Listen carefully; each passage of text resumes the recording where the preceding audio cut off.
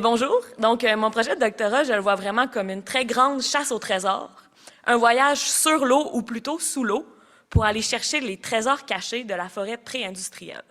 C'est quoi ces trésors cachés-là? En fait, c'est le bois de drave. Donc, le bois de drave, c'est du bois qui a été coupé au 19e et au 20e siècle, qui ont été placés sur les cours d'eau pour être ensuite transportés jusqu'au port pour leur exploitation ou jusqu'au moulin à scie. Pendant ce transport-là, il y avait environ 15 du bois qui coulait au fond des lacs et aujourd'hui, on peut aller récupérer ce bois-là qui est encore en super bonne condition pour reconstituer les perturbations, le climat et la composition de la forêt pré-industrielle. Cette information-là sur la forêt pré-industrielle est vraiment très cruciale pour être capable de cibler des méthodes d'aménagement qui vont être durables dans le futur et d'aussi bien comprendre comment l'activité humaine a pu influencer nos forêts naturelles. Donc, si j'ai assez piqué votre curiosité, vous viendrez me voir. Je suis à la fiche numéro 1, donc c'est facile de s'en souvenir. Et j'imagine que c'est la fin de mon temps.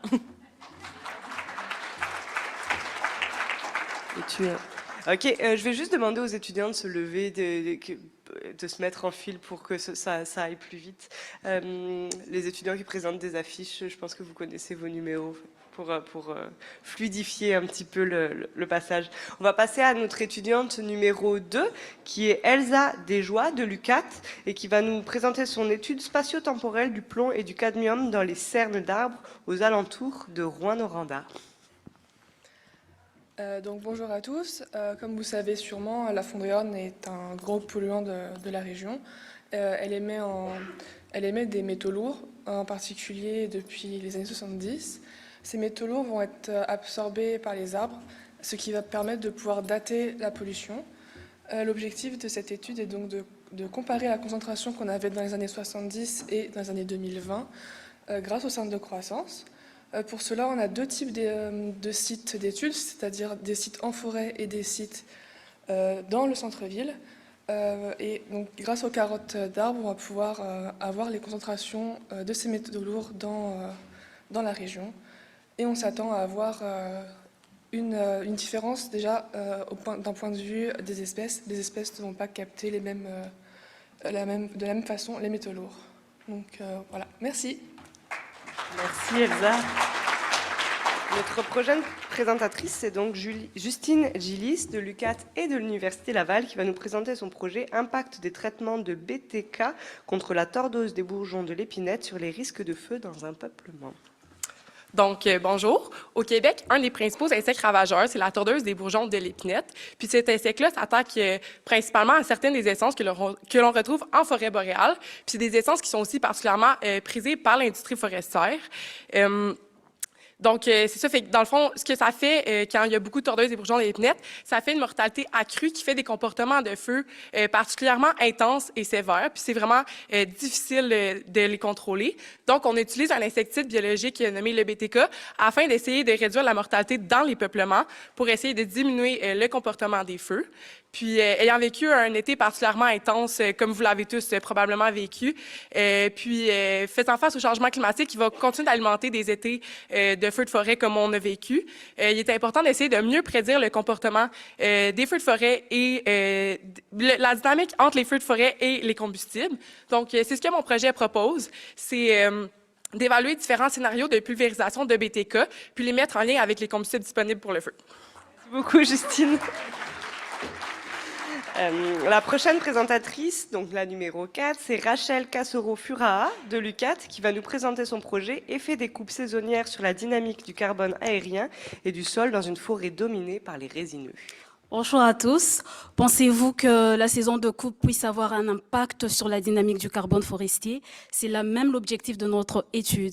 Donc nous tenterons premièrement d'identifier la saison de coupe avec le moins d'effet sur le carbone forestier, mais aussi de favoriser laquelle d'entre elles permet de favoriser la maximisation du stock de carbone. Et c'est donc à l'aide d'un inventaire forestier ou d'un inventaire de la végétation réalisé sur la côte nord entre Havre-Saint-Pierre et Bécomo que nous avons identifié des arbres et des semis, mais aussi à l'aide d'un échantillonnage de sol qui va nous permettre de réaliser des analyses physico-chimiques, mais aussi de stabilité de carbone, que nous pourrons déterminer laquelle des deux coupes, soit d'hiver ou d'été, a plus d'impact sur la dynamique du carbone forestier. Merci. Merci beaucoup Rachel. Notre présentatrice numéro 5, c'est Souda Guimir de l'UQAT qui va nous présenter son projet Understanding the Cumulative Effect of Multiple Disturbances and Their Interaction on Understory Plant Communities in the Boreal Forest. Bonjour à tous. As we all know, boreal forest provides a wide range of biodiversity, including bryophytes, which constitute a dominant and functionally important component of forest floor vegetation. Despite their important role in ecosystem function, these species face severe threats from both natural and anthropogenic disturbances, which can profoundly impact their long-term survival and microhabitat condition. Therefore, my research project aimed to identify how the diversity and composition of understory plant communities are affected by the interaction of multiple disturbances. If you are truly interested to know more about my research project, please visit poster number 5. Thank you. Thank you, Souda. Notre prochaine présentatrice de poster a finalement pas pu venir aujourd'hui. C'était Amélie Bergeron qui aurait dû nous présenter son projet Cherche et trouve, localiser l'origine du bois de Drave pour différentes approches et d'androprovenance. Je vous invite quand même à aller voir son poster, c'est le numéro 6.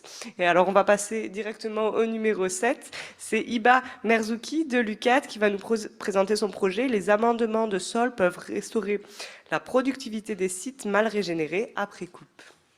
Bonjour. À votre avis, lorsqu'on coupe les arbres en forêt boréale, est-ce qu'ils repoussent par eux-mêmes? Eh bien, la réponse est non. Certains sols forestiers sont peu fertiles et pauvres en nutriments essentiels à la croissance des arbres. Et pourtant, du bois, on en a bien besoin. Donc parfois, il faut donner un coup de pouce à la forêt en replantant des arbres. Dans le cadre de mon doctorat, on ne s'arrête pas à la plantation, mais on nourrit le sol pour l'enrichir et améliorer sa productivité. Donc pour cela, on utilise différentes matières fertilisantes qu'on appelle amendements de sol. Certains amendements peuvent être issus de résidus de coupe comme le biochar et les cendres de bois. Mais on teste également du fumier agricole. Oui, même les résidus agricoles peuvent être valorisés en milieu forestier. Donc en redonnant à la nature ce qui lui appartient, les sols peuvent s'enrichir et les arbres mieux pousser. Donc je vous invite à venir voir mon poster pour que je vous dévoile l'amendement qui a le mieux fonctionné. Merci. Merci beaucoup Hiba. On va passer à notre présentatrice numéro 8 qui est Bandana Subedi de l'UQAT qui va nous présenter son projet The Role of Bryophytes in Buffering the Impact of Climate Change and the Loss of Snow Cover on Below Ground Forest Carbon Dynamics. Hello everyone. The boreal ecosystem is undergoing these significant changes, particularly the loss of snow cover, which is increasing the temperature variability in the forest floor. So the temperature changes have the potential to change, to have the substantial impact in the below ground carbon dynamics. So extensive moss cover, particularly the plurigium and the sphagnum in the ground, and the black spruce and the white spruce in the canopy is the unique characteristics of the boreal forest. So the loss of insulating snow cover exposes the soil to freezing and desiccation, which can affect the boreal carbon budget in the different ways. So it raises the question that can the moss carpet mitigate the negative impact of the snow loss in the boreal forest? If as, what is the unique traits? So my research, compares the effect of sphagnum and plurigium on the subsurface temperature of the boreal forest and consequently the below carbon dynamics. So it helps in evidence-based adaptation planning and support the resilient forest management in response to the carbon sequestration by conserving the functionally important mosses. Thank you. Thank you, Bandana. Notre présentateur numéro 9, William Vincent de l'UQAT, va nous présenter son projet « Évaluation de la dynamique spatio-temporelle de la population de cladocères épineux du lac Témiscamingue ». Bonjour à tous. Alors, en cette froide journée du mois de novembre, j'aimerais ça qu'on s'imagine juste un instant qu'on est plutôt en plein milieu du mois de juillet dans une magnifique journée ensoleillée où il fait 30 degrés. Où est-ce qu'on se voit dans ce genre de situation-là? Moi, pour ma part, je me vois sur le bord d'un lac, à me baigner, à pêcher, en bateau, bref, à profiter d'un de nos magnifiques cours d'eau. Malheureusement, les activités que je viens de nommer, ils sont en péril dans notre région à cause de la montée et de l'arrivée des espèces exotiques envahissantes. C'est le cas du lac Témiscamingue, dans lequel, en 2018, on a découvert la présence du cladocère épineux, un zooplancton qui, à lui seul, peut détruire des écosystèmes et affecter grandement la baignade, la pêche, bref, plein de belles activités qu'on fait. Le but de mon projet est donc d'essayer de déterminer l'aspect spatio-temporel de cette population-là dans le lac Témiscamingue et donc de mettre en place un plan de gestion plus efficace pour limiter sa propagation et s'assurer qu'il reste juste dans ce lac-là puis qu'il ne se ramasse pas partout dans le reste de notre région. Merci. Merci beaucoup, William. Notre présentateur numéro 10, qui est Joël Massimo Kabwanga de l'UQAT, et qui va vous présenter son projet « Caractérisation de la distribution spatiale de la végétation de la zone d'influence de la fonderie par télédétection et détermination de la valeur biologique ou sociale ». Comme vous le savez, les fonderies contribuent à l'émission des particules de métaux lourds dans l'atmosphère. Et ces particules retombent sur le paysage sous forme de pluie acide, et ces pluies acides impactent la végétation, acidifient les sols et corrodent la roche. Avec le temps, ces pluies acides peuvent contribuer à la formation des affleurements rocheux noirs qui sont un indicateur à long terme de la pollution des fonderies sur le rocher. Alors pour restaurer ces zones polluées, il est important de déterminer la distribution spatiale des polluants, mais aussi de déterminer les gradients de perturbation. Alors je vous invite de visiter le poster numéro 10 pour voir comment on va mettre en contribution la télédétection, l'apprentissage automatique, mais aussi les dires des communautés locales afin justement d'identifier les actions de restauration afin d'augmenter le couvert sur ces zones dégradées. Merci beaucoup, Joël. Notre présentatrice numéro 11, qui est Sabine Anour de Concordia et de l'UQAM, qui va nous présenter son projet.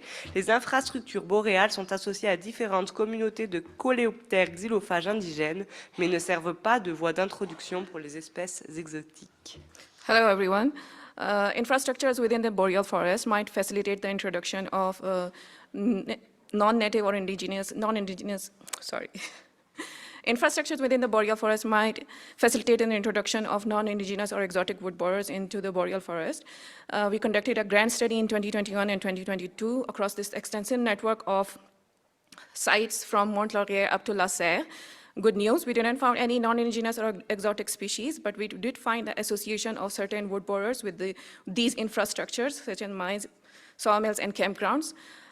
Since we know that monocamus degrade the quality of the wood, we found a higher abundance of native monocamus species and ecmeops within the Royan, Malartic, and Valdog region.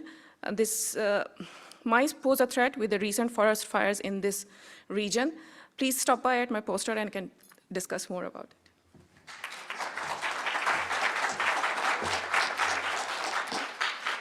Notre prochaine présentatrice, la numéro 12, c'est Gauri Bhagavali Nagendrapa de l'UQAT et de l'UQAM, qui va nous présenter son projet Understanding Factors Affecting Degradations of Forest Gravel Roads in Eastern Canada. Hello everyone. Today I am here to talk about something we all use but rarely think about, that is the road beneath our ground, beneath our wheels. So, ladies and gentlemen, welcome to the wild world of forest gravel roads. So, I am on a mission to know the secrets behind the degradation of forest gravel roads, focusing on more about the factors influencing the degradation of forest gravel roads. If you want to know more about the forest gravel roads, please check on the poster number 12, that is Afesh Dus. Thank you for your attention. Merci. Thank you, Gauri. On va passer à notre présentateur numéro 13, qui est Alphonse Nyandwi de l'UQAT, et qui va nous présenter son projet de Diversity of Plants Between Different Classes of Wetland in Two Contrasting Regions, Abitibi and Témiscamingue. Salut. Despite their indispensable ecosystem services, wetlands are facing tremendous impact due to human activities. To secure those ecosystem services, different regions have set some unique criteria to study, define, and classify wetlands. Join my poster on 13 to discuss the potential of using bottom-up classification system to study wetland biodiversity distribution in those important ecosystems. Thank you. Thank you, Alphonse. passe au prochain, le numéro 14, qui est Patrice Blanet de l'UQAT et de l'UQAC, qui va nous présenter son projet « Évaluation des populations de dorés jaunes dans des lacs dégradés ».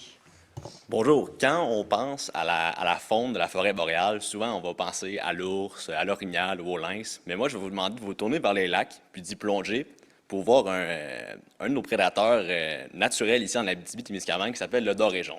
Alors le doré, il est répandu partout ici en région et c'est pratiquement une religion. C'est vraiment important pour l'économie, le social et pour en général la société. Excusez.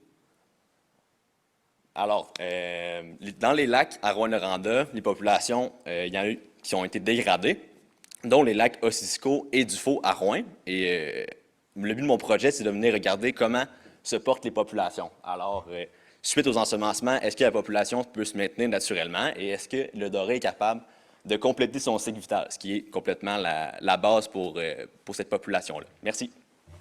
Merci, Patrice. On va passer à la présentation numéro 15, qui est Martín Alcalá Pajares de l'UQAT et qui va nous présenter son projet « Choc de croissance, séquestration du carbone et mortalité après des coupes partielles dans les forêts d'Esquerre ». Bonjour à tous. Les coupes partielles représentent actuellement une alternative plus durable par rapport aux méthodes d'aménagement forestier traditionnelles. Cependant, il y a toujours beaucoup d'effets de ce type de traitement qui ne sont pas encore clairs. C'est pour ça que le premier chapitre de ma thèse étudiera l'effet de ce type de traitement sur la croissance des arbres, en particulier sur les chocs de croissance, c'est-à-dire les périodes juste après la coupe où les arbres montrent une croissance étonnamment faible. De plus, le deuxième chapitre évaluera comment change la séquestration du carbone selon le type de coupe partielle appliquée et la mortalité par chablis associée.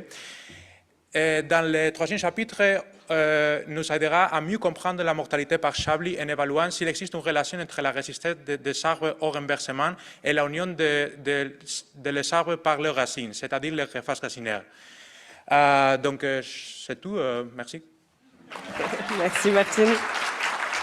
On passe au projet numéro 16 de Jetro Katula Mumvudi de l'UQAT qui va nous présenter son projet « Influence des propriétés physico-chimiques de sol sur la croissance des arbres dans la zone boréale de l'Amérique du Nord ». Qui peut essayer ici de retenir son souffle pendant 5 minutes? Je pense que personne. Nous sommes tous obligés de respirer pour vivre. Et ce sont les arbres qui produisent de l'oxygène que nous respirons. Mais les arbres sont aussi des êtres vivants comme nous. Leur survie dépend de nombreux éléments qui influencent leur croissance. Parmi ces éléments, il y a les sols. Il est donc important de comprendre comment les sols interagissent avec les autres éléments du milieu pour influencer la croissance des arbres. Parce que comprendre ces phénomènes permettra aux gestionnaires de prendre des décisions responsables pour une gestion durable des forêts. Je m'appelle Jetro Mumvudi et je vous invite à venir visiter mon affiche numéro 16 pour comprendre comment les sols influencent la croissance des arbres dans la zone boréale de l'Amérique du Nord. Merci. Merci, Jetro. On passe maintenant à l'affiche numéro 17, qui est l'affiche de M. Finidi Désiré Raterfisson de l'UQAT et de l'Université Laval, qui va nous présenter son projet « Évaluation de la rentabilité économique et financière des coupes partielles ». Bonjour. Vous savez que la forêt est une ressource vraiment importante au Québec. Et oui, il est alors vraiment important de veiller à la durabilité de cette ressource vraiment très valeureuse. Maintenant, une alternative qui est proposée est le passage aux coupes partielles. En effet, du point de vue écologique et social, les coupes partielles représentent des avantages vraiment qui ont été prouvés par des études précédentes. Maintenant, les coupes partielles sont-elles rentables? Telle est la question.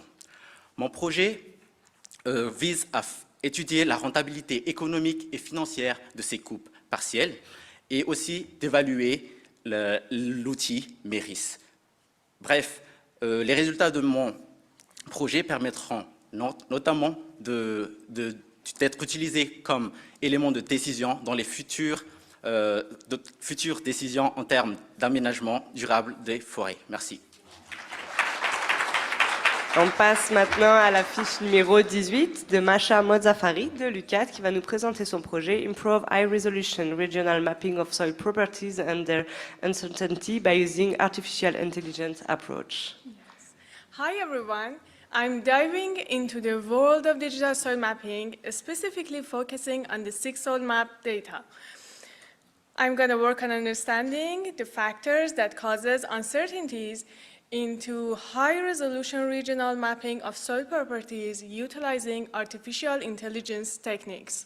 If you're someone who's eager to explore the limitations of your digital soil map data, I'm the go-to person for you. I'm also excited about potential for improvement, and I'm here to make sure that your soil mapping journey is as accurate as possible. My name is Mahsa, and my poster is the 18th. Merci. Merci, Mahsa. On va passer au numéro 19, Harry Kainelenin, excuse-moi, qui va nous présenter son projet qui est Effect of Species Mixing on the Growth Rates of Balsam Fir and Trembling Aspen Residual Trees after partial cutting. Greetings, everyone. My project is designed to investigate the effects of partial cutting treatments of low intensity on the growth rates of residual balsam fir and trembling aspen trees, and also we explored the effect of neighborhood competition on the growth rates of these species. My study was conducted in the Abitibi region in boreal mixed forest, and the sampling consisted of wood samples, tree cores, and cookies from residual trees. We also estimated the competition in the surroundings of residual trees to cutting, and our results suggest that different, like fir and aspen, the response to competition and treatment was different. Partial cutting resulted in increase of growth rates of balsam fir, but had no effect on trembling aspen. And also partial cutting reduced the sensitivity of balsam fir trees to competition, but for trembling aspen it was the opposite. Competition from balsam fir species increased a little bit. If you want to know more, my poster is number 19. And thank you. I'm sorry. Thank you. Prochaine présentation, c'est Anthony Kaya, numéro 20, c'est un étudiant de l'UQAT aussi. Il va nous présenter son projet Sélection et utilisation de l'habitat du lynx du Canada en forêt boréale québécoise. Comme ça vient d'être dit, mon nom est Anthony Kaya. Je travaille présentement sur la sélection et l'utilisation de l'habitat du lynx du Canada en forêt boréale. C'est un projet en partenariat avec la MSCCFP, l'UQAT, ainsi que la communauté autochtone de Picogan, ainsi que de Lac-Simon. Mon projet a été réalisé grâce à la capture de 28 lynx du Canada en 2022 et 2023, auxquels nous les avons munis de colliers GPS, qui nous fourniront des données de localisation dans les 11 prochains mois. Ces données de localisation nous auront permis de déterminer le domaine vital des individus, mais aussi sur leur sélection d'habitat grâce aux données cartographiques. Nous pourrons par la suite créer un modèle de qualité d'habitat qui pourra renseigner sur de l'aménagement du territoire futur ainsi que sur un futur suivi des populations du lynx du Canada. Alors, merci. On va passer maintenant à notre dernière présentation qui porte le numéro 21 et c'est Nesrine Stili de l'UQAT qui va nous présenter son projet Génétique et physiologie du stress hydrique et thermique chez l'épinette blanche. Bonjour tout le monde. Donc, on est bien d'accord que la forêt boréale est largement différente de celle du passé. En effet, le rythme rapide de changement climatique laisse pas les arbres adopter une migration naturelle comme solution. En effet, ça va être vraiment la migration assistée comme une alternative pour que les arbres passent du climat actuel vers un climat plus favorable à leur survie. Mais ici, la question qui se pose, est-ce que vraiment la migration assistée, ça va être une lueur d'esprit pour protéger nos essences forestières? C'est pour cela, ici, on a besoin, avant de faire donc, ce transfert, de faire une étude pour savoir les capacités de ces sources forestières. En effet, pour répondre à ces questions, on va vraiment, dans cette étude, combiner tout ce qui est morphologie, écophysiologie et la génétique pour répondre à cette section et surtout sélectionner les meilleures sources adaptées à leur climat et origine et surtout sélectionner lesquelles qui présentent la meilleure performance pour s'adapter et pour vraiment faire le transfert vers d'autres zones. Merci beaucoup.